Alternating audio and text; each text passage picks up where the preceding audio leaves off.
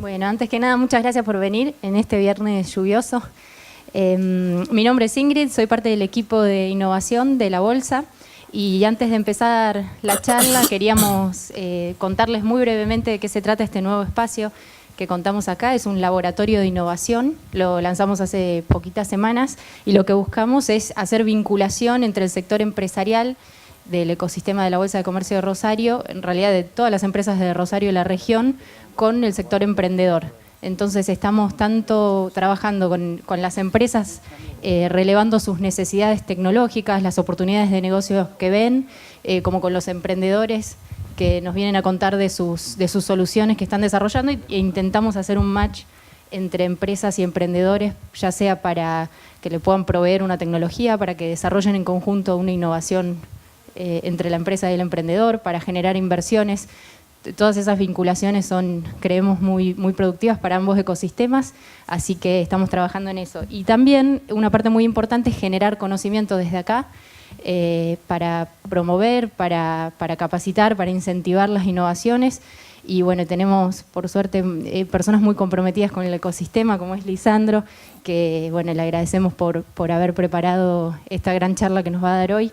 Lisandro, tengo un machete porque tiene muchos títulos, pero es ingeniero físico, ingeniero espacial, máster en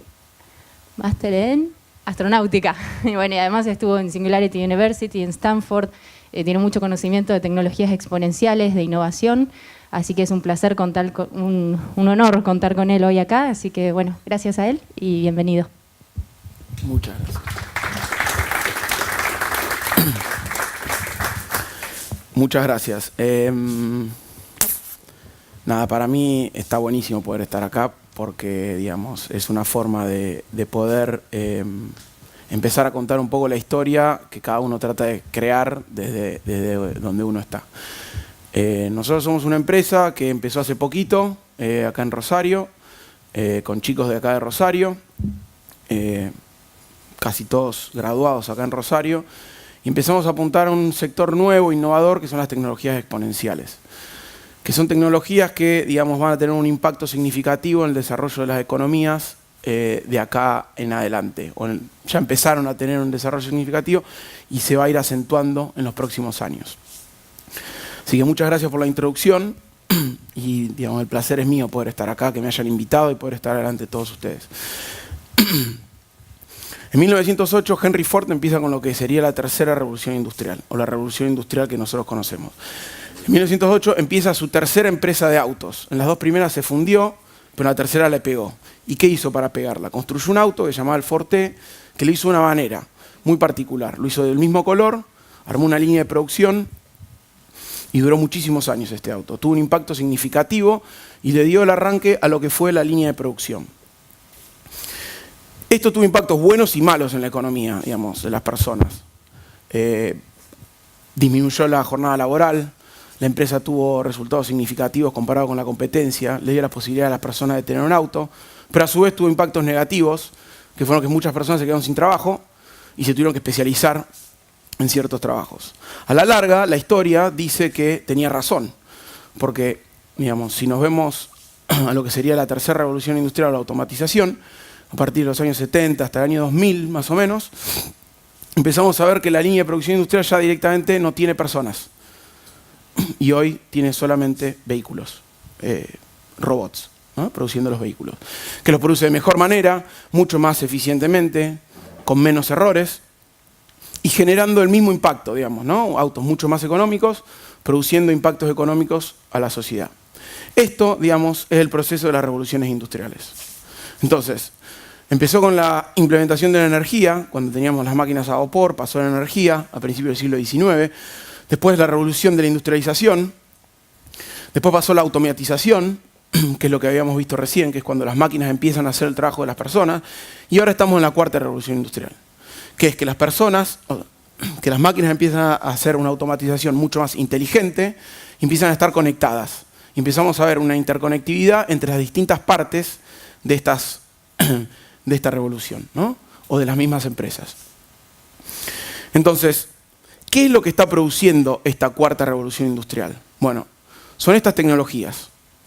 Son tecnologías que se llaman tecnologías exponenciales, son 13. Muchas las conocemos, digamos, porque hablamos todos los días. Por ejemplo, blockchain, podemos escuchar todo el día el precio de Bitcoin.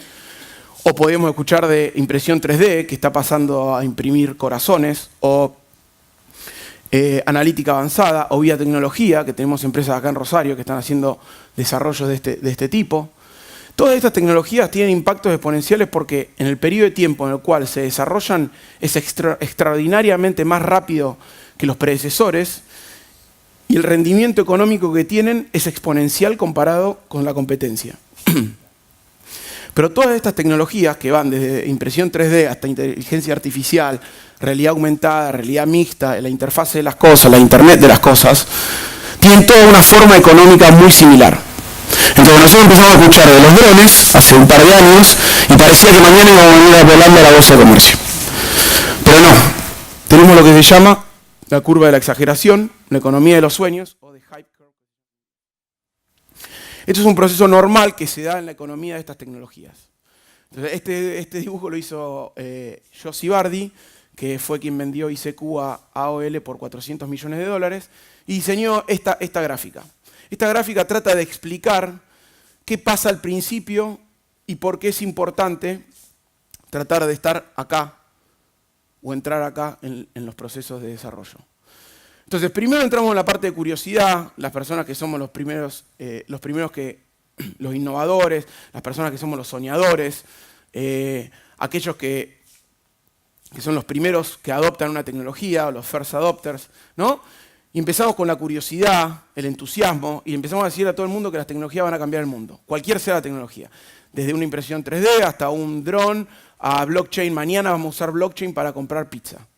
Que se puede hacer, pero que no va a ser de un día para el otro. Ahora, los entusiastas creemos eso. Y empezamos a creer este proceso que vamos a decir, la llamamos la nueva era, ¿no? Y en este proceso de creación de nueva era se crean un montón de sapos, que son empresas que no tienen, digamos, ninguna sustancia en lo que están creando valor, y muy poquitas princesas, ¿no? Que son las que después, a la larga, van a generar este crecimiento exponencial de las tecnologías. Cuando llegamos a la cima, empezamos a ver que, por ejemplo, en la realidad aumentada, Google sacó Google Glass. ¿Y qué pasó con Google Glass? Google Glass parecía que mañana iba a cambiar la forma que nos comunicábamos. Y duró 6 meses, por no decir otra cosa, ¿no? La gente empezó a usar Google Glass y se empezó a dar cuenta que realmente no tenía nada, o no le ganaba valor en nada, no generaba ningún tipo de valor en su vida cotidiana. O poníamos un elefante acá, y poner el elefante acá no sirve para absolutamente nada más que para decir que podemos poner un elefante acá. Y no generamos nada de valor. Y empieza esto. Empieza a haber un poco de miedo. Los inversores que entraron dicen, pará, yo puse plata acá, ¿y qué valor me está generando? 0. ¿Y la rentabilidad dónde está? 0. ¿Y dónde empezamos a adoptar esto del mercado? 0. Y empieza a haber un poco de displacencia, pánico y la capitulación de muchas de estas empresas. Esto que se llama la curva, la economía de los sueños, tiene un punto donde las empresas que sobreviven la capitulación se dan cuenta que en algún momento tienen que empezar a generar valor. Que ese valor tiene que estar basado en donde todas las personas puedan adoptarla y puedan entrar a una economía de masa. Porque necesitan volumen para poder generar riqueza o valor a la otra persona, la cual se pueda beneficiar de alguna manera. O como pudo hacer Twitter, una forma de comunicación, o Facebook, y no como hizo Google Glass, que no hizo absolutamente nada. Entonces, las empresas que sobreviven acá y generan la consolidación de la tecnología, vuelven a repetir el primer proceso de crecimiento, que es un proceso exponencial en la curva, pero ya con un periodo de tiempo muchísimo más largo. Y el tiempo en el cual esto se produce es muy corto, con lo cual las empresas que están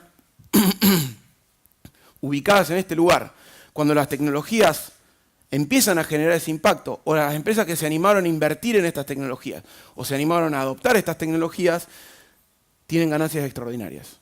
Y se separan de la competencia de manera extraordinaria. Por ejemplo, Google, con otro producto. Si yo hoy me pongo a hacer un motor de búsqueda en Internet, es probable que no le pueda ganar a Google. Bing lo intentó, Microsoft con Bing lo intentó y nunca llegó. Y le pusieron un montón de dinero encima. ¿Por qué? Porque es muy difícil ya alcanzar a alguien que está en esta curva. Tenemos que crear otro producto que lo suplante, que sea nuevo, mejor, que gane, pero no vamos a poder hacer lo mismo. Entonces, eso le dio a Google la posibilidad de tener rentas extraordinarias, poder entrar en otros verticales y poder competir en otras cosas, o ir modificando su economía con el capital que le iba entrando, interno de la empresa, ¿no? Entonces, ¿a dónde queremos llegar? La inteligencia artificial tuvo esta curva.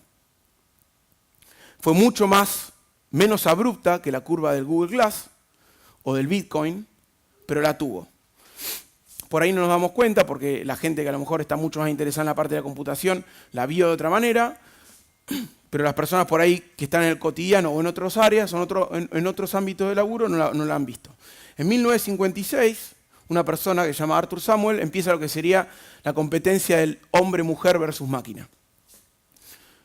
¿Qué fue? Creó una computadora que podía jugar a las damas. Las damas es un juego que es bastante sencillo, que tiene pocas probabilidades de movimiento, las piezas se mueven de manera muy sencilla, y pudo programar esta máquina de esa manera. Y le dio el primer paso a la competencia que se está dando entre las personas y las máquinas. La tecnología de la inteligencia artificial viene en los años 40, de los años 50, y así empezó. Pero ¿qué pasaba al principio con la tecnología? La calculadora es una máquina. Es inteligente para resolver sumas, divisiones, restas, pero ¿es inteligente? Entonces ahí decimos, ¿qué es la inteligencia? Bueno, la inteligencia la podemos definir como la capacidad cognitiva de una persona, ¿no? Que poder decir, yo puedo resolver un problema, tengo un input, lo puedo pensar, lo analizo y genero una salida de esto, pero también entiendo qué soy, quién soy, dónde estoy, cómo hago sentir a las otras personas. Y ese nivel de inteligencia estas máquinas en esta época no lo podían lograr. No podían entender eso, pero sí podían hacer cálculos matemáticos muy fácil. Pasaron 40 años hasta que Deep Blue le ganó a Kasparov en su segundo intento. El ajedrez es un juego que tiene muchísimas más variables que las damas, ¿no? Y Deep Blue era una máquina que fue entrenada de una manera diferente a la que fue programada la máquina de las damas. En los años 80, 90 empieza a haber un tema de inteligencia artificial que se empezó a llamar el aprendizaje de las máquinas. ¿Qué era el aprendizaje de las máquinas? El aprendizaje de las máquinas es que yo a una máquina le ingreso un algoritmo y la preparo para que haga una tarea particular. Dentro de ese algoritmo yo le enseño a hacer algo y lo va a hacer muy bien, pero lo va a hacer de manera de fuerza bruta, ¿no? La fuerza bruta que tenía Deep Blue era que podía procesar 200 movimientos por segundo, 200 millones de movimientos por segundo. Entonces, ¿cómo la entrenaron a Deep Blue? Basado en dos pilares. Uno era, yo le enseño a jugar al ajedrez, el movimiento de las piezas, las aperturas, los cierres y ese tipo de cosas. Y por otro lado, ¿qué le da a Deep Blue? Le di la capacidad de ir con la fuerza bruta procesando un montón de movimientos por segundo, tratando de lograr en el final del tablero la mejor posición y variable que le favorecía a Deep Blue. Entonces, Deep Blue en el 96 perdió contra Kasparov, en el 97 le ganó. ¿Podemos decir que Deep Blue era inteligente? No sé. Deep Blue jugaba al ajedrez, más o menos bien. Le ganó un gran maestro, pero jugaba con un gran maestro al lado. Entonces, ¿Deep Blue sabía lo que estaba haciendo? Probablemente no. ¿Deep Blue sabía cómo se sentía Kasparov? No. Deep Blue sabía jugar al ajedrez. Este era el aprendizaje de las máquinas. Le enseñamos a las máquinas a hacer algo, pero nada más. Eran buenas para esa tarea. Y acá es donde llegamos a la parte de cómo dividimos la inteligencia artificial del aprendizaje profundo. Esta es la época de los 80. Nosotros teníamos, esto es una red neuronal conectada. Nosotros tenemos el ingreso de datos que entraban a una red neuronal que producía ciertos cálculos y sacaba un output. Entonces yo le ponía una foto y me decía, esto es una foto, con cierto grado de probabilidad. O le ponía una tarea y me sacaba la tarea por fuerza bruta. Cálculo de probabilidades, algoritmos muy básicos. ¿Por qué? Básicamente porque no tenía la capacidad de procesamiento. Tiene mucho que ver con el desarrollo de Moore's Law, que es la capacidad de procesamiento de datos que tienen los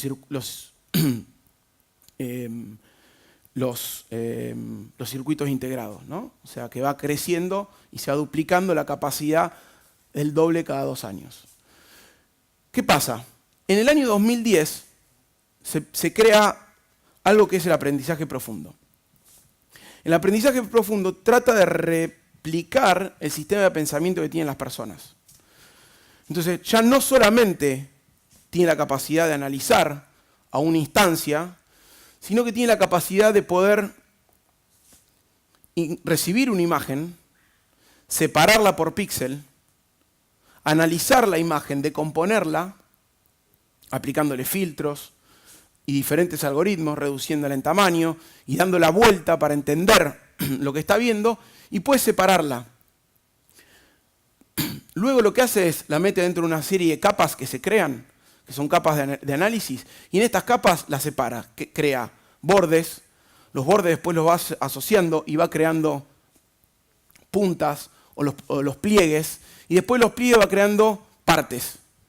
Y después esas partes lo que hace es, basado en el entrenamiento que yo le di a esta máquina, que es lo que le mostré, una cierta cantidad de fotos, me puede dar un resultado. Entonces, si yo le pongo la foto de George Washington, me puede decir que es George. Y no me va a decir que es una persona. Con bastante grado de precisión. Y esto realmente cambió la forma de las máquinas, porque ahora las máquinas pueden tener un nivel y un grado de entendimiento de lo que está pasando cuando se le ingresa una foto. Puedo decir, ¿quién es esta persona? Y me dice George. Cuando vemos que dicen que descubrieron una persona en la ciudad de Buenos Aires con un algoritmo de reconocimiento facial, esto es lo que está haciendo. Sobre una base de datos de un montón de gente que busca, una cámara con una altísima resolución, genera y busca estos contornos y los compara. Y cuando tiene la probabilidad puede dar 10 personas, de las cuales tiene 99.9 o 99% de que es esta persona y un montón de posibilidades de que sea otra. Pero el peso que tiene la imagen de resultado es mucho más alta. Y esto se logra por la cantidad de capas de análisis que le puede dar una máquina y la capacidad de procesamiento de datos que tiene la tecnología. Entonces, en el 2015, ¿qué pasó? Go es un juego distinto al ajedrez. Es un juego que tiene muchísimas más posibilidades. Entonces, el ajedrez es, digamos, para entender la dificultad, es las mismas capacidades la misma cantidad de movimientos que el ajedrez por 10 a la 100. Entonces, Go no es un juego que podemos hackear con fuerza bruta. Por eso las máquinas no le pueden ganar. Y nunca le pudieron ganar a Go. Porque no se podía hacerlo de manera como un tren que vaya rápido y vaya rompiendo todo lo que está en el camino. Tenía que entender el juego, tenía que aprender a jugar la máquina, tenía que entender una estrategia, tenía que jugar contra un oponente.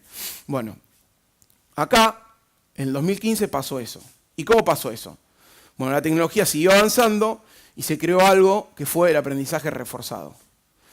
AlphaGo es la computadora que ganó este partido y básicamente tenía la misma configuración de diferentes etapas de chequeo, pero a su vez le agregamos una parte que es muy importante, que es, le damos un premio a la máquina, o la máquina recibe un premio cuando hace algo bien.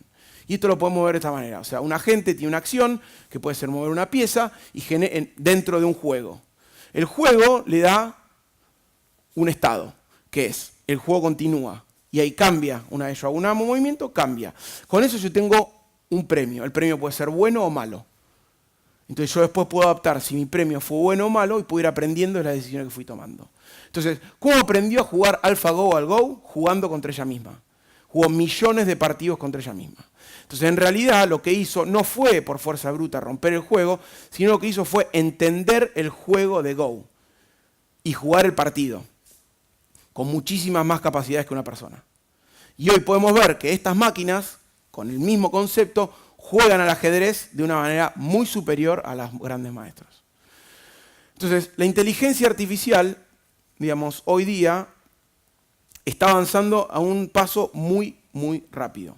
Esto lo podemos ver, por ejemplo, si queremos llevarlo a una cartera de inversión, podemos decir, por ejemplo, yo quiero que mi cartera de inversión tenga un rendimiento de más del 10%. Y yo a la máquina le doy la capacidad de que tenga una base de datos gigante. Y dentro de esa base de datos gigante, que pueda jugar para poder lograr más del 10% de rendimiento. Y la máquina va a tener un premio si logra. Y si no logra, no lo va a tener. Entonces, siempre va a estar trabajando para optimizar este proceso de lograr eso. No es fácil. Y necesita un montón de instancias de proceso, y necesita un montón de datos, y tener un montón de probabilidades por las cuales no puede pasar.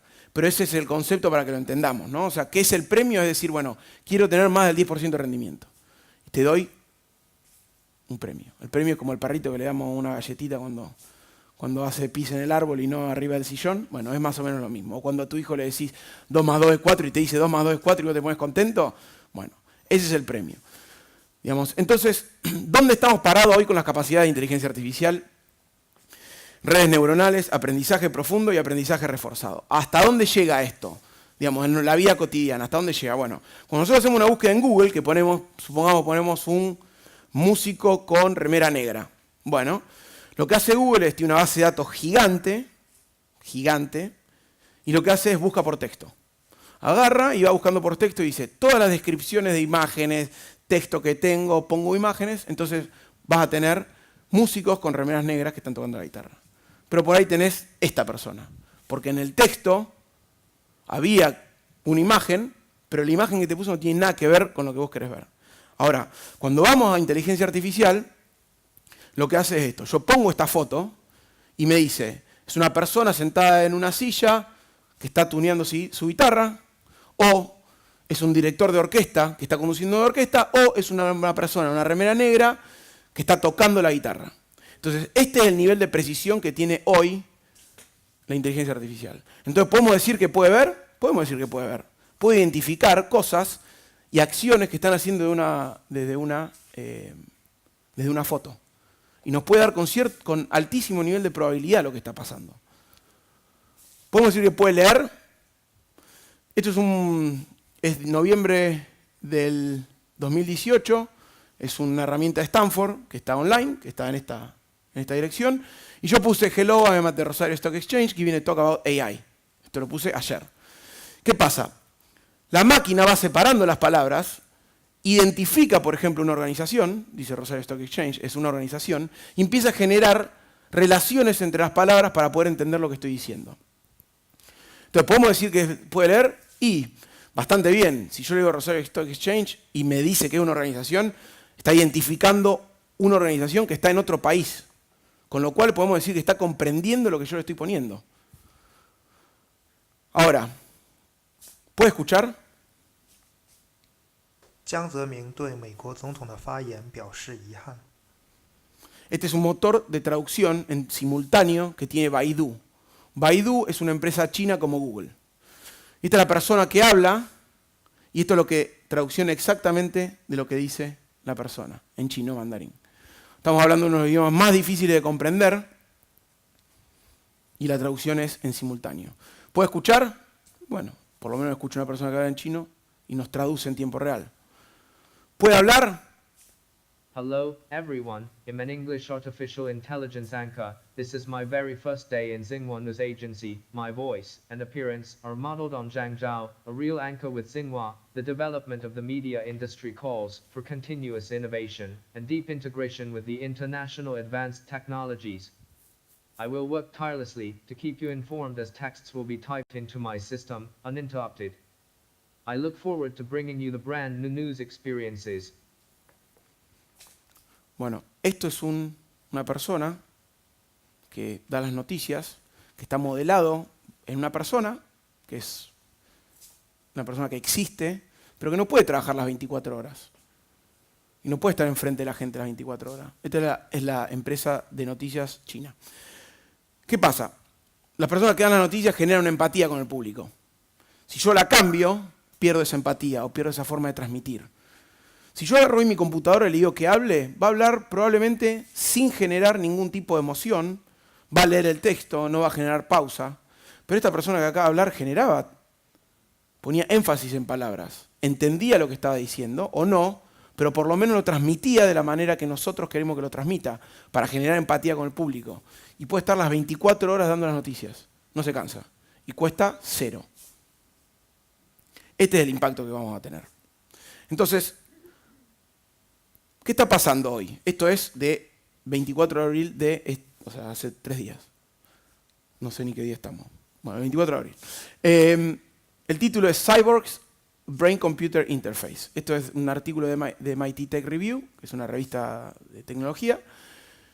Dice que los científicos encontraron la forma de codificar las señales del cerebro para poder hablar, ¿no? O sea, estamos hablando ya de cyborgs, como título de una revista de tecnología de tirada, digamos, en Estados Unidos, o mundial, digamos, ¿no? Pero encontró la forma de codificar la forma en la cual hablamos. Estas cosas que están pasando son las cosas que, digamos, se empiezan a implementar, y la velocidad de implementación es lo que estábamos viendo en la curva anterior. Una vez que entran, son imposibles de parar. Entonces, ¿podemos decir que puede entender? O sea, vayamos un paso más adelante. ¿Hace comprensión de texto? Bueno, esta es una herramienta que está acá, que está entrenada, tiene un montón de opciones y vos le podés hacer preguntas. Entonces, tiene un pasaje y vos le preguntás, por ejemplo, ¿quién representaba al emperador en el Parlamento? Y acá abajo te dice Carlos V y te marca dónde está Carlos V. Entonces, quiere decir que entiende el texto, identifica la pregunta, sabe lo que dice el texto y me da la respuesta. Entonces, bueno, puede entender. Entonces llegamos al punto ¿podemos predecir el futuro? ¿Puede predecir el precio de una acción? Eventualmente puede predecir el precio de un commodity. ¿Lo podemos llevar a la vida cotidiana y podemos sacarle beneficio a esto? Y la respuesta es, depende. Todavía. ¿Por qué? Porque hay un montón de variables que nosotros tenemos que modelar para que esto suceda. O sea, nosotros podemos modelar, si agarramos un momento curado del mercado y vemos que no tenemos ningún cisne negro, y vemos que los movimientos están basados en las variables que nosotros podemos manejar o la tenemos dentro de nuestras capacidades, la respuesta es esta. Lo azul es este pedazo de acá, que lo vemos de acá a acá, y lo rojo-naranja es el precio modelado con 200 etapas, 200 capas de selección de un proceso de aprendizaje profundo. El precio predictivo, si lo miramos en puntos muy pequeños, no es igual, vemos que tiene desviaciones, pero macro es prácticamente igual. Entonces, ¿puede predecir el futuro? Depende, en condiciones muy acotadas y muy marcadas, puede empezar a producir con el algoritmo correcto, con las bases de datos correctas, con la tecnología correcta, con la capacidad de procesamiento correcta. Hoy podemos hacer algo como esto. Entonces, ¿qué está pasando? Puede escuchar, puede ver, puede hablar, puede leer, puede entender, puede hacer. Bueno, hace 3 días Tesla publicó su última plaqueta, que está instalada en algunos de sus autos ya, digamos, la muestra ahora, pero ya está instalada en los modelos S, modelo 2 y en algunos de los modelos 3, que básicamente es una plaqueta que tiene la posibilidad de procesar 36 trillones de datos por segundo. ¿Escucharon bien? 36 trillones de datos por segundo. Esto básicamente lo que le da a Tesla es la capacidad de poder hacer autónomamente todos sus autos. 100% autónomos. Autos y camiones ya tiene. Con lo cual, los medios de transporte que hoy se quejan porque tienen que sacar un ticket para que no te curren en Buenos Aires para llevarte y no te cobren el triple, estamos hablando de eso es el pasado.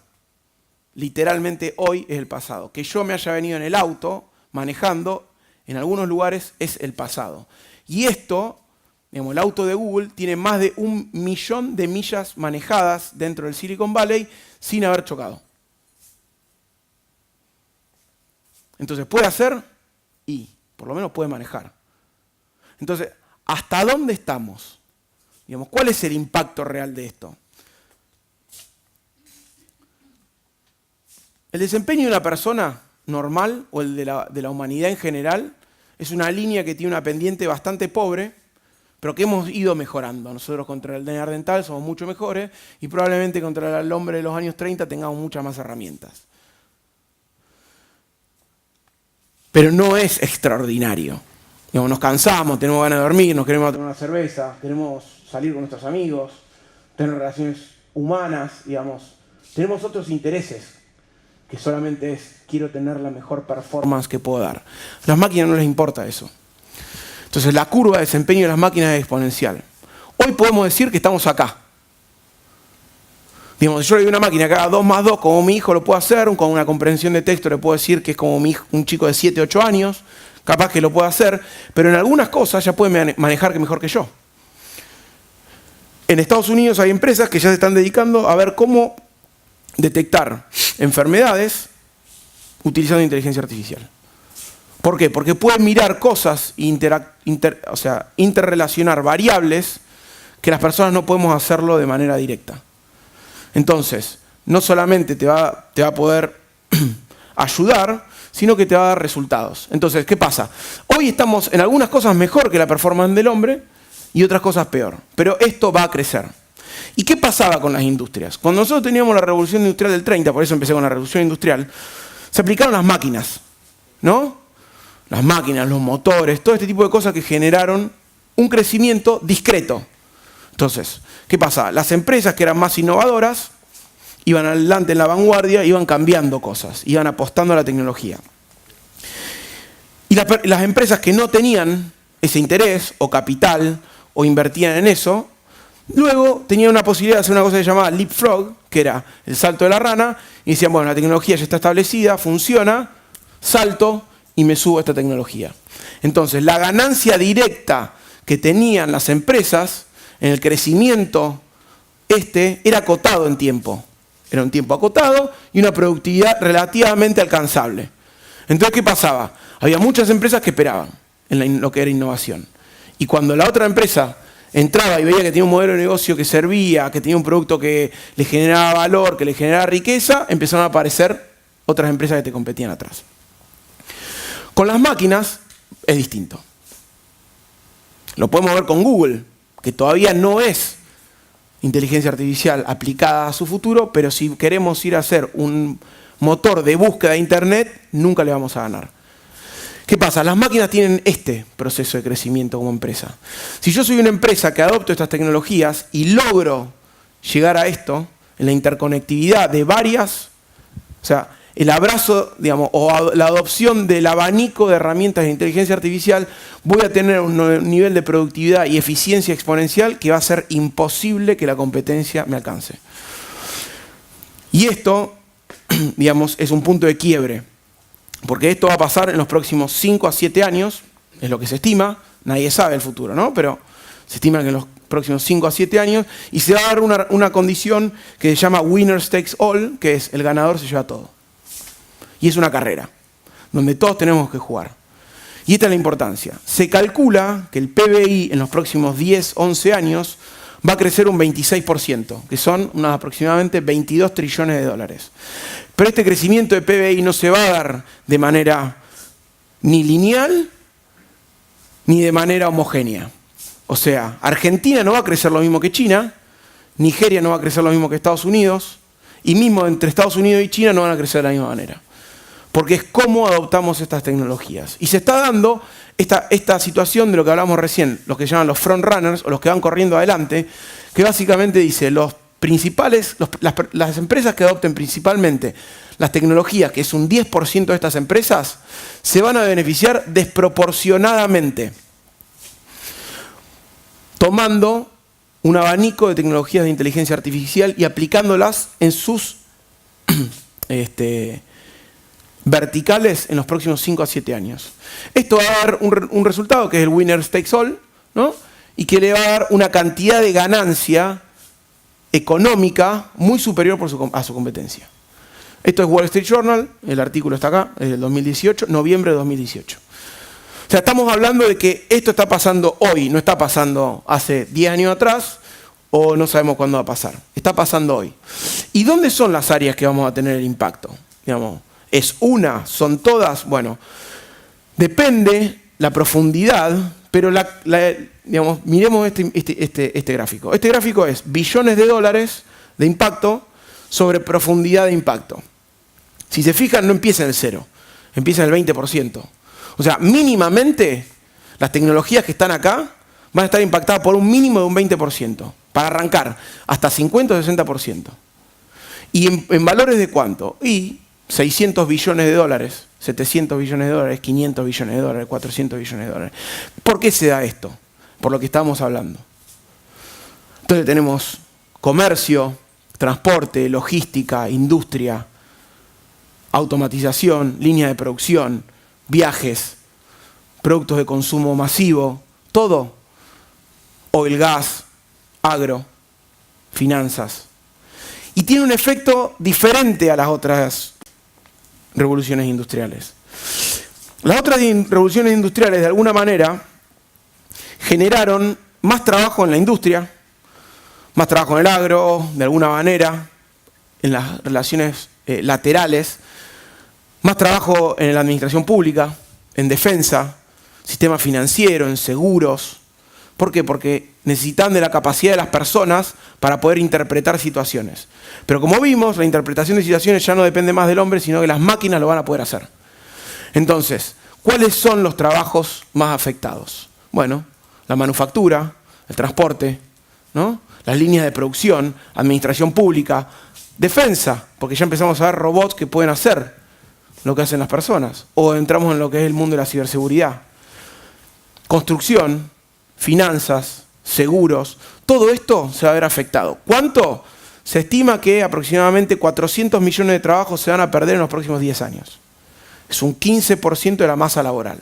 El problema es que este 15% de la masa laboral no se da en los países donde tienen el menor índice de desempleo. Se va a dar en los países donde tienen el mayor índice de desempleo, que son los países que están comprometidos o de alguna manera inmersos en procesos poco desarrollados. Como podemos decir, ¿cuánto del transporte de la Argentina va a variar en los próximos 10 años si yo pongo los camiones de Elon Musk a manejar en las rutas argentinas? Se termina el transporte. ¿Cuánto va a afectar la manufactura si yo a todas las empresas que tengo que hoy en Argentina tienen procesos de hace 10 años atrás o 15 años atrás y no han tenido la capacidad ni financiera, ni económica, ni el mercado para poder actualizarse? ¿Cómo van a competir con una empresa en China que tiene su proceso 100% automatizado o Uruguay? Imposible. Entonces, lo que queremos, digamos, la idea, el punto donde estamos nosotros hoy parados, es tratar de generar esto, de que me miren y me digan, esto está pasando y si yo no hago algo con lo que tengo o donde estoy parado, esto me pasa por encima. Es como los chicos cuando ponemos la ola al lado del mar y viene la ola y se lo lleva. Y si no va y lo agarrás, bueno, es lo mismo. La ola nos lleva y nos lleva puesto y no para. Y esto no va a parar porque es una cuestión física ya. Las personas, el cerebro puede entrar acá. Las máquinas pueden entrar en un cuarto. Entonces la capacidad de procesamiento que tienen es inmensa y nos van a ganar. Entonces, ¿a dónde tenemos que ir? Tenemos que ir a esto. Digamos, es el empoderamiento de las personas utilizando máquinas y personas trabajando lado a lado. Entonces acá me voy a robar una frase que dice que las máquinas son buenas para la eficiencia y la productividad y los hombres son buenos, hombres o mujeres son buenos para perder el tiempo. ¿Qué quiere decir? Que productivamente nosotros no somos buenos para hacer una línea de producción de autos, pero sí somos buenos para la ciencia, para la innovación, para la exploración, para el arte, para ayudarnos, para cuidarnos.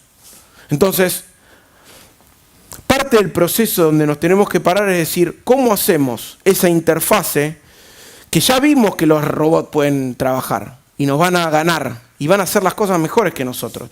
Pero ¿cómo generamos una interfase donde una persona que se sienta del otro lado pueda ayudar a la persona y puedo capitalizar del conocimiento, la capacidad de procesamiento, la inteligencia, entre comillas, que tienen las máquinas y el instinto, ¿no? La capacidad de comprensión que tiene una persona, ¿no? Entonces ahí es donde tenemos que ir, al empoderamiento de la persona. Obviamente es un proceso que va a llevar tiempo, pero el tiempo es acotado. Con lo cual, la idea nuestra es, ¿dónde estamos nosotros o qué estamos haciendo nosotros en la empresa que estamos haciendo nosotros? Bueno, nosotros estamos desarrollando herramientas exponenciales para ayudar a empoderar a las personas dentro de las empresas o las empresas mismas para generar, ¿no?, procesos, digamos, más productivos y eficientes en sus caminos internos. ¿Y con quién lo estamos haciendo? ¿Cómo lo estamos haciendo? Hoy Estamos trabajando con YPF en un desarrollo de realidad aumentada y analítica en Neuquén para digitalizar pozos petroleros. Estamos trabajando con INVAP en la implementación de inteligencia de realidad aumentada y posiblemente en un proceso de realidad aumentada más inteligencia artificial para el proceso de construcción de plaquetas electrónicas para reactores nucleares y satélites. Acá vimos, para decir una idea de la magnitud que tiene la implementación de estas tecnologías, 3000% de mejora en el proceso de construcción de plaquetas. Medido. 3000%. O sea, eso es el impacto que puede tener sobre el proceso de construcción manual o implementando tecnologías exponenciales. ¿No? Entonces, y esto, bueno, una empresa que trabajamos en Estados Unidos, que es realidad aumentada para una parte muy chiquita de defensa. Entonces, está aplicado en un montón de verticales. Estamos trabajando con empresas de cosméticos también por realidad aumentada, inteligencia artificial. Y estamos tratando de empezar a trabajar con otras empresas para empezar a trabajar esto, que es, bueno, ¿qué va a pasar de acá en adelante? ¿Cómo vamos a encarar esto? ¿Y cómo vamos a generar valor? ¿Y cómo las personas van a poder interactuar con las máquinas? Entonces, básicamente, acá quiero cerrar. Y lo que quiero que se lleven, digamos, mi idea de la charla, traté de hacerla lo más inclusiva posible y generarle disparadores, o dudas, o entusiasmo, para que de acá en adelante, digamos, puedan pensar y decir, bueno, tengo que empezar a mirar un poquito al costado, tengo que empezar a ser un poquito más innovador, tengo que tratar de incluir tecnologías exponenciales en mis procesos, porque si no, me voy a quedar y la competencia me va a ganar. Gracias.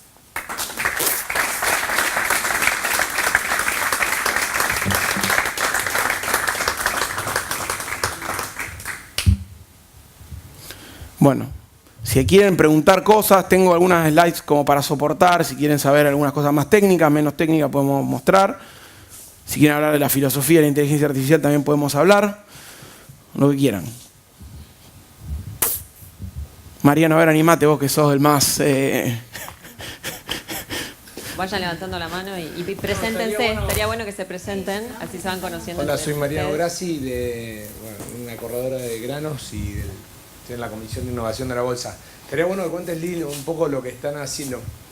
Cómo se dieron algunas charlas acá con algunos socios de la Bolsa, de puertos y demás. Que cuenten lo que están haciendo. Hay un proyecto bien concreto que parece digamos, que estamos todos familiarizados en relación a seguridad. Bueno, nosotros hoy tenemos una herramienta que es de videoanalítica visual, que básicamente lo que está haciendo es, está apuntada a la mejora de lo que es seguridad operacional, higiene y seguridad, aplicada a la industria. El impacto, digamos, hoy la industria, el impacto de una persona que se enferma o se muere en una planta puede ser de más de 1.5 millones de dólares de impacto para una empresa. Y en Estados Unidos, en el año 2017, Estados Unidos y Canadá, se perdieron 60 billones de dólares de productividad solamente por personas que tuvieron problemas en planta. Entonces, es un mercado que es muy difícil de controlar y muy difícil de entender porque requiere de una constante observación de un área de trabajo. Y eso no se podía hacer hasta ahora. Porque no había capacidad de procesamiento, porque no había infraestructura, porque... Tenía que tener un inspector. Sí, tenía que tener un montón de inspectores. Tenía que tener mucha gente mirando todo el tiempo.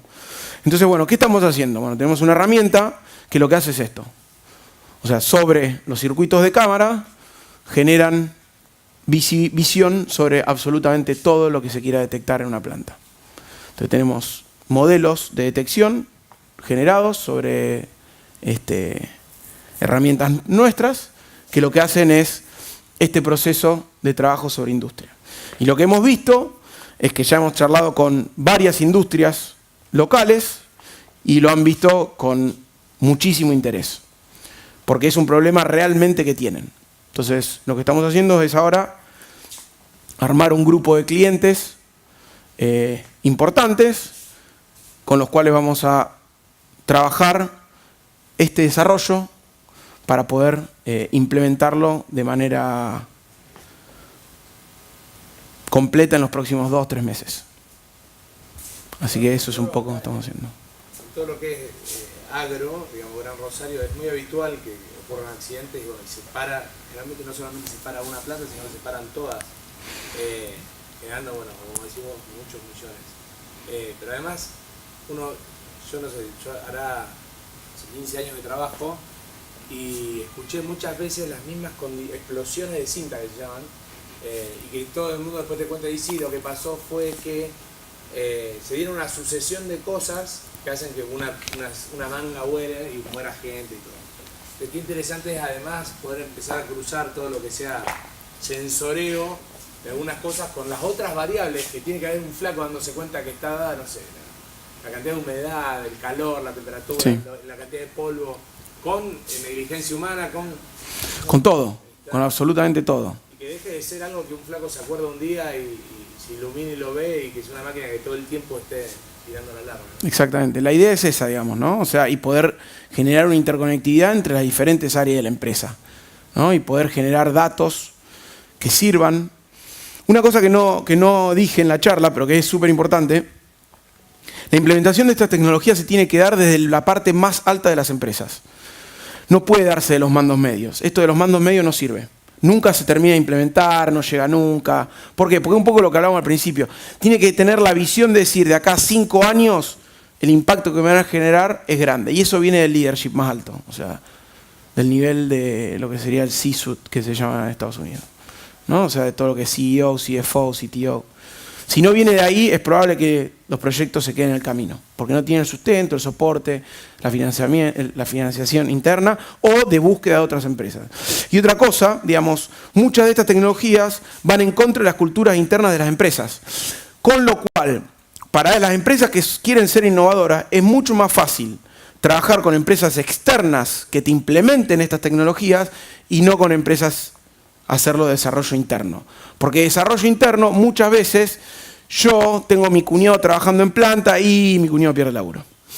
¿Qué hacemos con mi hermana? Entonces, digamos, se generan esas relaciones que, si yo vengo afuera o soy una máquina, no las tengo. Hablándolo de manera muy, digamos, a dónde apunta la tecnología, ¿no? Entonces, bueno, eso es un poco también lo que termina pasando. Por eso vemos un punto muy importante para nosotros, digamos, como empresa que nos estamos dedicando a esto, es plantarnos en el lugar donde desarrollamos producto, tenemos producto, pero también hacemos un poco de servicio, como estamos haciendo con YPF, como estamos haciendo con INVAP, como hacemos con otras empresas, hacemos un poco de servicio porque también vemos que hay una necesidad real de esto. Pero en company es medio difícil también de hacer, ¿no? Bueno, qué sé yo, IBM capaz que lo hace. Claro, bueno, muy tecnológica, pero es. Pero ¿qué pasa? Mirá lo que dice Mario, es real lo que dice él. General Electric es una empresa que fue súper innovadora en una etapa de su crecimiento. 70, 60, 50, 80, 90, 2000. Hoy se está quedando. Porque se quedó con el mismo modelo de negocio de siempre. Ahora, IBM, por otro lado, ¿qué hizo? Hacía computadora. Bueno, la vendió y ahora se dedica a hacer servicios y está copiando un poquito herramientas de inteligencia artificial, está dando servicio de hosting, está dando servicio de, bueno, no hosting, pero sino análisis de datos y todo eso como está haciendo Amazon Web Service. O sea, Amazon, supongamos, ¿dónde gana más plata Amazon? ¿Vendiendo cosas? No.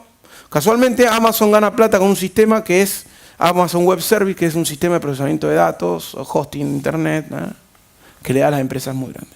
A todas las empresas. Nosotros trabajamos parte con ellos.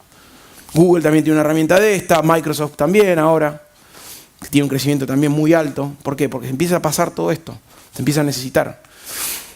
Y por ahí nosotros creemos que las empresas ganan dinero por algo y en realidad están ganando por otro lado. Nosotros vemos Amazon y vemos los drones de Jeff Bezos, pero en realidad donde gana plata es en otro lado. Esto es lo que pasa con estas tecnologías. Y en un momento te diste cuenta y está allá. Hola, buen Hola. día. Damián Grañez soy. En materia de salud, ¿qué experiencia hay? Bueno, en materia de salud, si veíamos acá, digamos, acá vemos que, digamos, aproximadamente va a tener una disrupción muy alta con una penetración también alta, digamos, basado en este gráfico que realmente En Estados Unidos hay una persona que creó un portal que se llama Kaggle. El portal es un portal para data scientists, llamémoslo de alguna manera, que se ponen juegos o desafíos y se pone un premio de dinero a la persona que logra ese desafío y lo completa. Bueno, esta persona empezó una empresa de medicina. ¿Qué hacen? Le enseñaron a una máquina a detectar células cancerígenas, tumores y diferentes cosas. Entonces, ¿qué hace? Bueno, hoy está trabajando en el empoderamiento de los médicos. Entonces, yo lo que hago es, el análisis de imágenes se hace de manera autónoma y me da recomendaciones al médico. Y el médico toma recomendaciones de la máquina que tiene la capacidad de interconectar muchísimas más variables de manera automática en mucho menos tiempo y me da una serie de resultados. El médico hoy puede tomarlo o no, pero digamos, estamos en ese proceso con la medicina, de trabajar par a par. Lo podemos ver desde inteligencia artificial, aplicada por ejemplo en este caso, robótica, con los robots de cirugía, que por ejemplo hoy los portaaviones de Estados Unidos tienen centros de cirugía dentro de los portaaviones que son con robot. Y puede operar un robot, una persona dentro del barco o puede operar una persona que no está en el barco. Y por ejemplo, realidad aumentada sobre medicina. Entonces también hay un montón, o realidad virtual para entrenamiento de médicos. Hay un montón de tecnologías exponenciales que se están utilizando para esto. Impresión 3D. Se está imprimiendo hoy partes de tejido humano. Entonces, todo va llevando a esto. La inteligencia artificial es la herramienta que va a trabajar con los médicos par a par, ¿no? Va a dar mucha más capacidad, certeza, identificación de enfermedades muy temprana. Y otra cosa es farmacéutica. O sea, todavía, por ejemplo, en Estados Unidos y en China está un poco más avanzado, pero el desarrollo de drogas se va a poder hacer de manera mucho más rápida y económica, porque el testeo de las drogas y todo el proceso de desarrollo de una droga, que lleva a lo mejor 10 años y en promedio $2 billones de costo, se va a poder reducir, con lo cual es producción mucho más rápida de drogas y disminución en el costo, con lo cual, por ejemplo, hoy Pfizer desarrolla una droga, invierte 2 billones y tiene la patente por 20 años para poder tratar de recuperar esos 2.000 palos. ¿Qué va a pasar? Mañana viene una empresa con una herramienta de inteligencia artificial y va a ganar en tiempo de proceso de desarrollo y en costo. Entonces, digamos, vamos a ese camino. Por eso también aparece farmacéutica y productos medicinales. ¿Más o menos contesto? Sí. Te cuento una experiencia. Soy médico, soy cirujano y utilicé el robot. Claro. El robot fue implementado en la guerra del Golfo para no exponer al riesgo al cirujano. Entonces en el campo de batalla tenías el quirófano donde el montaje de dichos 3 brazos mecánicos demoraba unos 45 minutos sobre el paciente. ¿Qué pasó cuando lo utilizamos en la vida real? Ante una hemorragia, desmontar los 3 brazos mecánicos nos llevó 25 minutos. Tuvimos una pérdida, una bulimia entera. ¿Sí? ¿Qué pasó con el desarrollo de la máquina? Era buenísimo porque no tenía el temblor esencial del ser humano. ¿Sí? Tenía una manipulación de 360 grados, cosa que tu muñeca como cirujano no te lo permite. Claro. ¿Sí? Ahora, ante un imprevisto, la máquina se volvía tórpida para generar una respuesta rápida. Hoy la tecnología hizo que esa robótica se aboque al desarrollo de esa pinza quirúrgica que logre no tener el temblor esencial, que gire 360 grados, pero que sea de rápida extracción para poder acceder a... Perfecto, perfecto. Y esto es un poco lo que hablamos. O sea, ese robot fue desarrollado en el periodo de Machine Learning, podemos decirlo de alguna manera, o robótica, donde se le enseñaba a hacer algo, pero no entendía lo que estaba haciendo, ¿no? O sea, podemos llevarlo a ese lugar. Entonces, ¿qué pasaba? Cuando tenía una hemorragia, no sabía que estaba en una hemorragia, no sabía cómo pararla, no sabía que la tenía que pinzar, no sabía nada de lo que tenía que hacer, o lo que sabe hacer el médico que tiene que hacer. No entendía. Por eso hoy, lo que hablábamos antes es poner al médico y a la máquina a trabajar de manera conjunta, que es exactamente lo que estás diciendo vos. Está buenísimo, gracias. Hola, buen día. Pablo Servio, mi nombre. En relación a una de las gráficas que tenías, donde decís que en aproximadamente unos 10 años esto que estamos viendo va a ser implementado en forma masiva o accesible para todos. Y relacionándolo con la interfaz humano-computadora, humano-tecnología, en cierta manera estamos obligando a redefinir la educación. Totalmente, bueno. Con lo cual, si tenés algo para decir o no sé, alguna visión para compartir de cómo va a ser, de cómo se debería dar y de qué tiempo estamos hablando, si no estamos hablando de que vamos a generar humanos inservibles en el corto tiempo. Vamos a generar humanos inservibles en el corto tiempo. Es un problema que tengo terrible con la educación de mis hijos, que yo lo veo y digo, mi hijo van a hacer tecnología en la escuela y le hacen pintar en tecnología. Mi hijo usa un iPad en casa, como probablemente, o una tablet, o un teléfono, y en la escuela en tecnología le hacen pintar una hoja de papel. Y digo, eso no tiene nada de tecnología. La educación gana trabajo, exactamente por lo que vos decís. O sea, hay que reeducar a todos. O sea, nosotros mismos nos tenemos que reeducar y tenemos que tener la cabeza abierta y decir, quiero cambiar. El Estado, digamos, pierde trabajo. No, pero es exactamente como vos decís. O sea, hay que redefinir todo, hay que sentarse con un Ministerio de Educación y decir qué vamos a hacer de acá en adelante. Sí, ya es tarde igual. Ya es tarde. Por eso, o sea, de acá a 5 años perdimos, ¿no? La gente que está entrando a la facultad hoy pierde. Por eso capaz, justamente, el otro día lo hablábamos con un amigo que está acá hoy. Y me decía, ¿no? O sea, la hija está estudiando y me decía, yo prefiero que mi hija estudie filosofía o arte, que después tiene la cabeza mucho más abierta para poder adoptar estas tecnologías, que se meta a estudiar abogacía o contaduría, que son cosas que van a ir desapareciendo. Que es la realidad.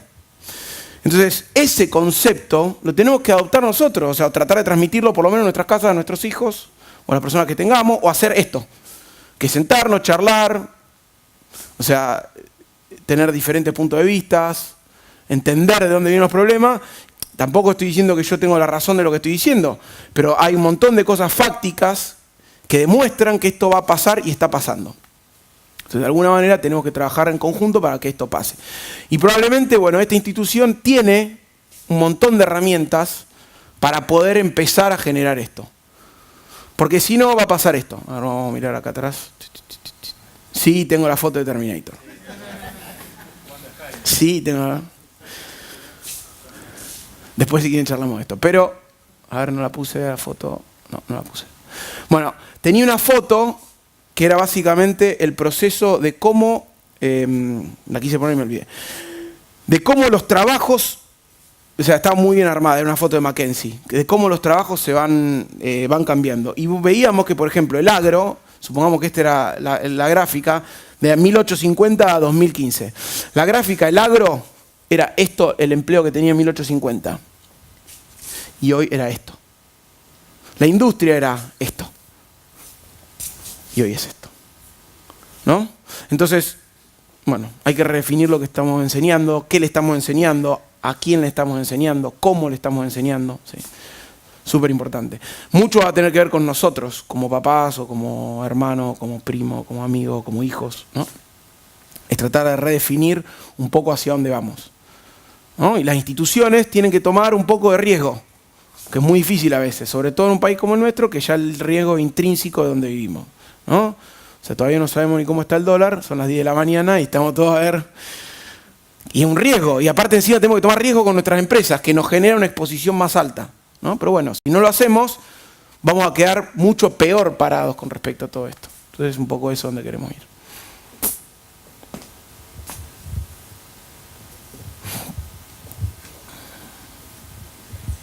La segunda pregunta que... Perdón, Rodrigo Borgia. La segunda pregunta que te iba a hacer, la de Skynet, te la dejo para cuando quieras. Tal cual. Ahí está. Va a pasar. Sí, sin duda. Sin duda. Y ya hay discusión filosófica al respecto, pero... Bueno. Por eso, vamos a chavar, la puse para chavar la filosofía de la inteligencia artificial. Tal cual. La primera, que es un poquito más bajada a la tierra, que es una estimación bigote techo, te pediría. Sí. Si yo te digo hoy, mira, me gustaría analizar la posibilidad de aplicar inteligencia acá. Después vemos de qué se trata acá. ¿Qué es esperable en términos de proyecto hasta tener algo entregable y razonablemente en cuánto se recupera? Genérico. Bueno, me voy al Wall Street Journal, básicamente. Y yo te digo después, acá lo que dice el Wall Street Journal es que si yo adopto como empresa un abanico de herramientas de inteligencia artificial, entre 5 y 7 años vamos a tener un crecimiento que va a empezar a generar 22 trillones de dólares. 5 o 7 años. Ese es el periodo que estamos hablando, ¿no? Es donde se va a dar esto de winners take all. Con lo cual, si en 5 años se da la situación, o en 5 o 7 se da la situación de que el ganador se lleva todo, bueno, capaz que en 2 años y medio, en algunos sectores, ya estamos viendo que si no te subiste al tren, te quedaste atrás. Las tecnologías hoy, depende del sector o el segmento donde estamos, el problema es la interfase y cómo generamos valor de la capacidad que tiene una máquina. Y cómo entendemos nuestro sector y cómo lo llevamos a poder trabajar con una máquina. Entonces, hoy el problema, digamos, que yo veo particularmente es la interfase. ¿Cómo hago para que un CEO o un CTO o un gerente de un área realmente pueda sacarle valor a una herramienta que está generando un montón de datos y después yo te puedo tirar un montón de datos de una manera poco curada o con una mala interfase o no funciona y vos me decís esto es una chotada? Literalmente, me lo tirás por la cabeza. Entonces eso es lo que pasa un poco. Y hoy todo el mundo dice estoy haciendo inteligencia artificial como la calculadora. No, pero la calculadora no es inteligencia artificial por lo que vimos. Era buena para algo, pero no. Entonces hay que tratar de diferenciar un poquito dónde estamos parados en inteligencia artificial, qué sector es y cómo lo implementamos y qué herramientas tenemos para que se dé esta situación. Hombre más máquina, ¿no? Por ejemplo, qué sé yo, esto es hoy. Y si yo te digo, mira, yo tengo Canal 3 y tengo 10 empleados que dan las noticias, y esto no pero si yo pongo esto, me ahorro 10 sueldos.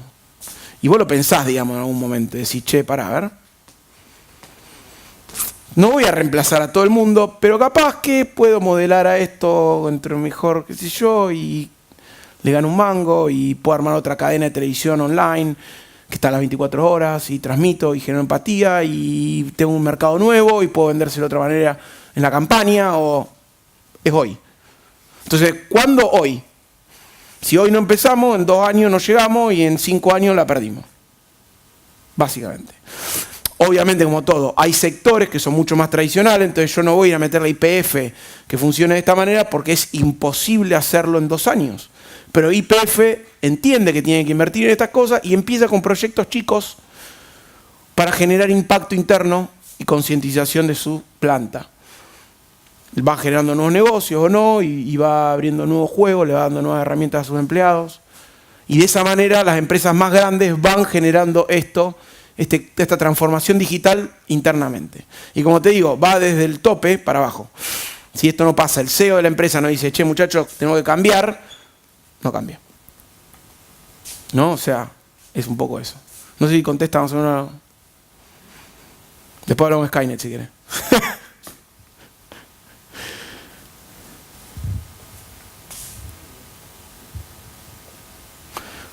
Si no, mientras pienso más preguntas, yo lo quiero hacer hablar un poco más. No, me gustaría, Lisandro, si nos contás cómo fue tu camino desde, primero incursionaste en la aeronáutica, después en la industria aeroespacial, y cómo fue que fundaste TEIA, digamos, cuál es tu objetivo, un poco como tu visión de emprendedor. Bueno, yo de chiquito siempre quise ser astronauta. Esa es la realidad, y digamos, y es como la zanahoria del burro. Digamos, cuando era chiquito me daba más vergüenza, ahora ya no me importa, digamos, ¿no? O sea, que me digan lo que quieran, ¿no? ¿Qué pasa? Cuando hay un dicho que dice aim to the moon, even if you miss, you may land among the stars, ¿no? O sea, y básicamente lo que quiere decir es, si yo tengo mi objetivo recontra 1000 lejos y probablemente inalcanzable, bueno, capaz que no llego nunca, pero voy a ir avanzando. Y bueno, eso fue como mi motor, digamos, toda la vida. Digamos, quiero ser astronauta, quiero ser astronauta. Tuve unos padres que, digamos, que están acá, que la verdad que si no hubiese sido por ellos no hubiese podido lograr, porque me bancaron en todas las locuras que hice en mi vida, desde ir al Polo Sur 2 veces, al Polo Norte, de empezar a volar antes de poder manejar, que yo lo pienso hoy con mi hijo y es una locura lo que hicieron conmigo, pero hay que agradecerlo. Y Y yo iba al poli y me iba del poli a la tarde y del poli me iba a volar al aeroclub en colectivo y volaba el avión solo, digamos, ¿no? Para tener una idea del nivel de... No tenía auto, no podía viajar, no tenía carnet de conducir, pero me volaba el avión. Entonces, digamos, empecé por ahí. Empecé con eso. Siempre fui una persona curiosa, que para mí lo más importante que le podemos transmitir a los chicos es la curiosidad. Digamos que, ¿por qué el cielo es azul? No sé, ¿por qué las hojas son verdes? ¿Por qué la tierra es marrón? ¿Por qué los aviones vuelan? ¿Por qué el sol es amarillo o no? ¿O dónde estamos? ¿Qué es digamos, esa curiosidad que hay adentro de un cajón? De tener esa curiosidad de abrir un cajón, de tratar de descubrir cosas, es lo más importante. Entonces, las características para mí, digamos eso, ¿no? Tener un objetivo largo, ser curioso. Yo me fui a volar a Estados Unidos, a hacer la carrera de piloto. De ahí me fui a trabajar, fui a una universidad donde trabajé en un laboratorio de investigación de física espacial. 4 años, 5 años durante la carrera.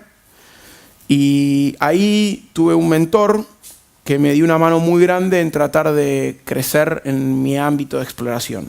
Nosotros trabajamos para NASA, para el Departamento de Defensa de Estados Unidos y para lo que sería el CONICET argentino, que es National Science Foundation. Y ahí tuve 2 exploraciones al Polo Sur, pasé 2 Navidades, 2 Años Nuevos en el Polo Sur, haciendo investigación para NASA. Estuve en el Polo Norte, en Groenlandia, haciendo investigación también para NASA y para DoD, Departamento de Defensa de Estados Unidos. Y me recibí, volví a Argentina, empecé a volar en aerolíneas argentinas, volé 2 años, me regalaron una beca me gané una beca para ir a estudiar a Europa. Estudié 2 años en Europa, en Alemania, en Suecia, en Inglaterra. Tuve proyectos como desde desarrollar un sistema para ir a la Estación Espacial Internacional, que ganó premio internacional, hasta participar en el desarrollo de robot para dentro de la Estación Espacial Internacional y participar en la selección de astronautas del año 2008 en Europa. Con lo cual, pegó en el palo, pero bueno, ya está, pegó en el palo. Entonces, ¿qué pasó? Una vez que la pelota pegó en el palo, digamos, tenía que redefinir ya qué iba a hacer. Porque digo, ya está, le pegó el palo, mañana hay otra llamada astronauta, me voy a presentar igual y puede pegar el palo de vuelta, qué sé yo. Y digamos, ¿no? ¿Cómo me redefino yo como persona a partir de ese momento? ¿Dónde está mi objetivo? ¿Dónde está mi zanahoria, que digamos de alguna manera? Y me costó. Yo diría que me costó 5 años más o menos de tratar nuevas cosas. Corrí 2 Ironman, porque traté de ver capaz que, digamos, me satisfacía por ese lado, así que nada, me puse a correr, corrí 2 Ironman. Empecé a estudiar otras cosas, empecé a abrir la cabeza, a decir, capaz que el emprendedurismo, y entonces empecé a emprender, presenté un proyecto en Naves, que es en LIA en Buenos Aires, salimos segundo en el proyecto. El proyecto estaba muy bueno, era de aviación ejecutiva, que era un ámbito que yo conocía. Al día siguiente pusieron un impuesto suntuoso, literalmente. Salimos segundo, al día siguiente impuesto a los bienes suntuosos, el proyecto a la basura. Entonces ahí, digamos, ¿no? O sea, todas estas cosas tienen que ver, y los golpes, bueno, nada, saber levantarse. Y bueno, eventualmente, hace 2 años más o menos, hablando con Caco Rossetti, que está ahí, empezamos a pensar en digamos, implementar tecnologías y decir, ¿por qué no nos empezamos a abocar en el desarrollo de tecnologías que a lo mejor nos llevan un tiempo en poder ser implementadas, pero de acá a 2 años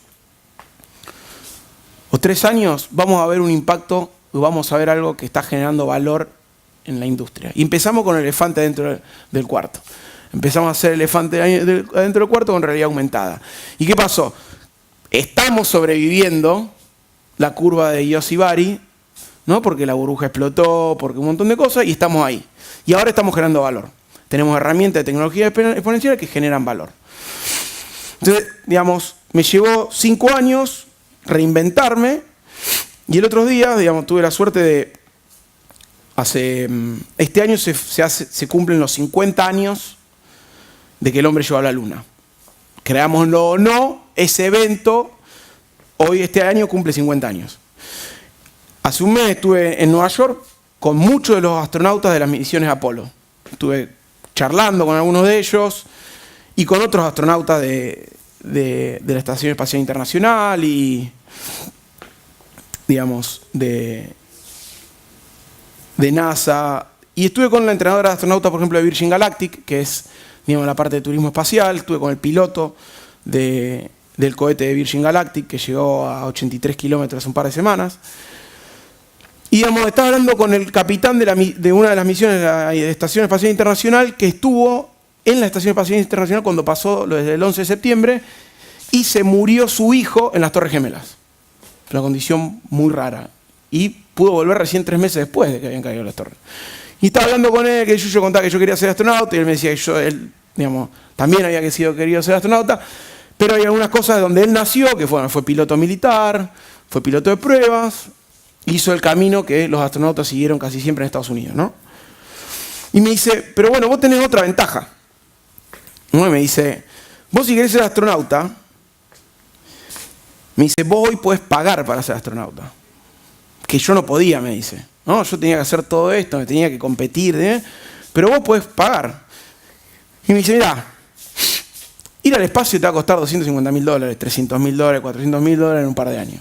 O sea, no va a ser caro para los estándares internacionales. Entonces me dice, mirá, en la historia hubo 400 astronautas. ¿Cuánta gente tiene más de $400.000 para gastar? Millones. Entonces, es mucho más fácil llegar a ser astronauta pagando que haciendo esto. Entonces me dice, dedicate a ganar guita y pagate de ser astronauta. Bueno, ahí está la zanahoria. ¿No? Un poco eso. Así que ahí es donde estoy. Bueno, eso es un poco en breve la historia. En todo esto fui a Stanford, estuve en Singularity, nada. Tratando de aprender, de aprender todo esto que es la tecnología, el desarrollo. Yo soy ingeniero físico, con lo cual trabajé en desarrollo de tecnología muchos años. Publiqué papers en tecnología, publiqué papers en ciencia, publiqué papers en exploración. Así que bueno, nada. Es un poco, voy en la línea de lo que mi educación tradicional tiene, pero un poco como lo que hablábamos antes, tiene que ver mucho con la curiosidad que yo tengo de hacer cosas. Y creo que lo más importante que es lo que vamos a necesitar de acá en adelante, ¿no? Y no tener resiliencia a las cosas nuevas, o las tecnologías, o las cosas difíciles, o las cosas distintas, ¿no? Así que bueno, eso es un poco. No sé si Ingrid ahí cuenta un poco. ¿Alguien más tiene alguna pregunta? ¿Algo? Sí.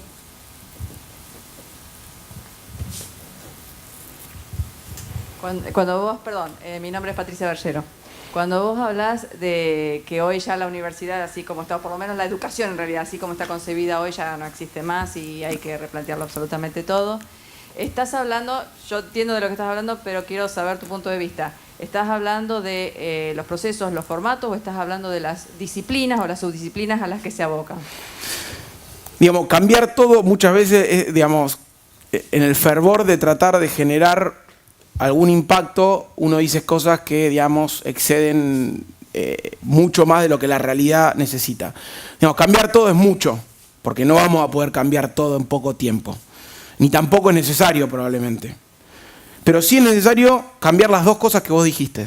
Hay que cambiar la currícula, digamos, de cómo se enseña o qué se enseña, digamos, y el proceso de educación también. Porque, supongamos esto, mi hijo hoy, con 6 años, tiene más información en la mano que la maestra en un salón. Entonces, yo parándome adelante de un salón diciéndole, esto hizo San Martín, no sirve más. Memorizar 1900, no sirve más. Porque lo tienen al alcance de la mano, nosotros lo tenemos, yo agarro el teléfono, lo buscamos en 2 segundos. O sea, sirve para que la persona tenga un desarrollo mental, para que las neuronas crezcan, pero hay un montón de otras herramientas que permiten eso y que permiten que las personas tengan otras capacidades. Y creo que ahí está el tema. Es decir, hasta ahora enseñamos de una manera, ¿por qué? Porque las necesidades fueron estas, porque necesitamos a los padres ir a trabajar, entonces las escuelas se crearon para poder depositar a nuestros hijos mientras nosotros hacemos otras actividades, para poder ganar dinero, para poder ir al espacio. ¿No? Básicamente. Entonces, pero capaz que es mucho mejor tener la educación en tu casa. O a tu hijo enseñarle algo particular, o las herramientas particulares que va a necesitar para poder crecer y poder ayornarse mejor al futuro. Capaz que no es necesario terminar una facultad para lograr el objetivo que vos tenés, que hoy está visto mal, ¿no? Digamos, no, mira, no tiene título universitario. Pero no solamente Steve Jobs, hay un montón de gente que, claro, como decís vos, no tiene...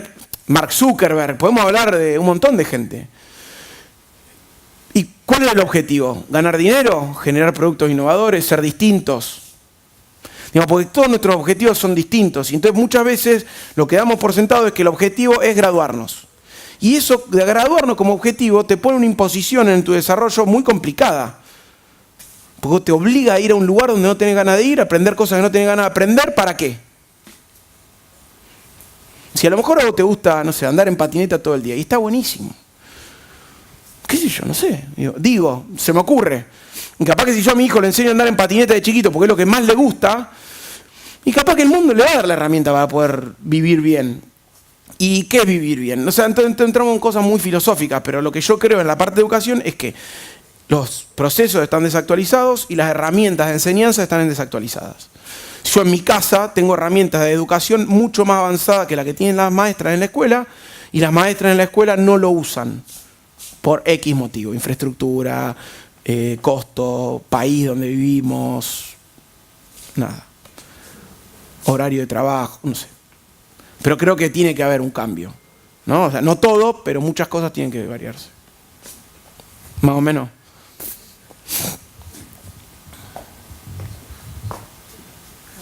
Última pregunta, o cerramos con un aplauso para Lisandro. Muchas gracias.